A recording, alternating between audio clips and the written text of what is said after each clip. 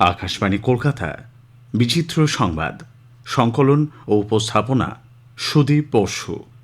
বয়স বাড়লেও কমবে না চোখের জ্যোতি, চেহারায় বার্ধক্যের ছাপ তো পড়বেই না। এতেই নাকি এড়ানো যাবে হৃদরোগ, স্নায়বিক সমস্যা। শুধু প্রতিদিন মুখে মাখতে হবে 500 গ্রাম, আর খেতে হবে ন্যূনতম 1 কেজি। সর্বগুণ সম্পন্ন এই মহৌষধির নাম কি জানেন? কাঁচা লঙ্কা।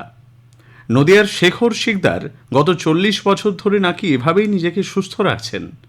অনায়াস দক্ষতায় 500 গ্রাম কাঁচা লঙ্কা বাটা মুখে মেখে জল ছাড়া চিবিয়ে খেয়ে নিতে পারেন আরও 1 কেজি কাঁচা লঙ্কা। আর এই আশ্চর্য কাণ্ডকারখানায় রীতিমতো শোরগোল পড়ে গিয়েছে নদিয়ায়।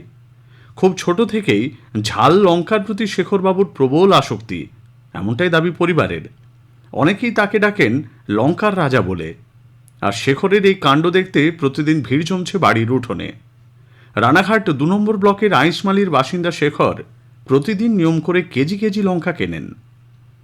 দেশ জুড়ে শুরু হয়েছে গণতন্ত্রের মহোৎসব, সাধারণ নির্বাচন। আর এতে অংশগ্রহণ করাটাই তো নাগরিকের পালনীয় কর্তব্য। পরনে কাঞ্জিভরম শাড়ি, গায়ে গয়না, সেসব পরেই বুথে গিয়ে নিজেদের গণতান্ত্রিক অধিকার প্রয়োগ করলেন কর্ণাটকের চিকমাগালুরের কয়েকজন কনে। সেখানে দ্বিতীয় দফার ভোটগ্রহণ ছিল শুক্রবার। বিবাহ জীবনে যতটা গুরুত্বপূর্ণ, ভোটদানও আবশ্যক বলে মনে করেছেন এই কন্যারা। চিকমাগালুরের মুদিগেরে তালুকে বসেছিল বিয়ের আসর। কুন্ডুর গ্রামে ছিল ভোটগ্রহণ বুথ। সেখান থেকে ঘণ্টাখানেকের দূরত্বে বিয়ে বাড়ি থেকেই বুথে যান সৌমা চন্দ্রশেখর।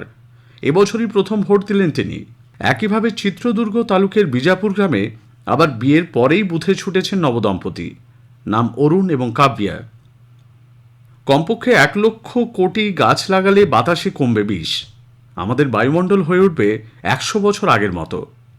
সুইজারল্যান্ডের জুরিখে Swiss Federal Institute of Technology সম্প্রতি একটি গবেষণায় এই তথ্যই জানিয়েছে। গবেষণাপত্রটি প্রকাশিত হয়েছে আন্তর্জাতিক বিজ্ঞান জার্নাল সায়েন্সে।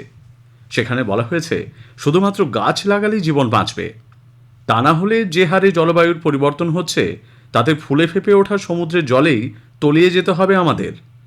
বিশ্ব উষ্ণায়নের জেরে বরফ গলছে অস্বাভাবিক দ্রুত হারে।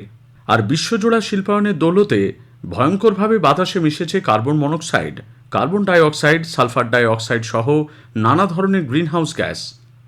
1 লক্ষ কোটি গাছ লাগাতে জমির অভাব হবে না বলেও জানানো হয়েছে গবেষণায়। বেঙ্গালুরুর কেম্পেগৌড়া আন্তর্জাতিক বিমানবন্দরে যাত্রীদের লাগেজ পরীক্ষা করতে গিয়ে চোখ ছানাবড়া শুল্ক আধিকারিকদের। ব্যাগের ভেতরে গাদাগাদি করে রয়েছে অন্তত 10টি হলুদ অ্যানাকোন্ডা। সেগুলির দৈর্ঘ্য 2 থেকে 2.5 ফুট। তুলোর ব্যাগে মুড়ে সেগুলিকে চেক ইন ব্যাগেজে রাখা হয়েছে।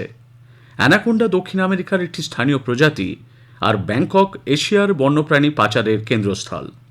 ব্যাংকক বিমানবন্দরে সকলের চোখ এড়িয়ে বিমানে উঠলেও বেঙ্গালুরুতে ব্যাগ চেকিংয়ের সময় কর্মীদের নজরে আসে যাত্রীর ব্যাগে থাকা সাপের ছবি। সর্প বিশেষজ্ঞদের মতে এই অ্যানাকোন্ডাগুলি প্রায় 2 মাস বয়স।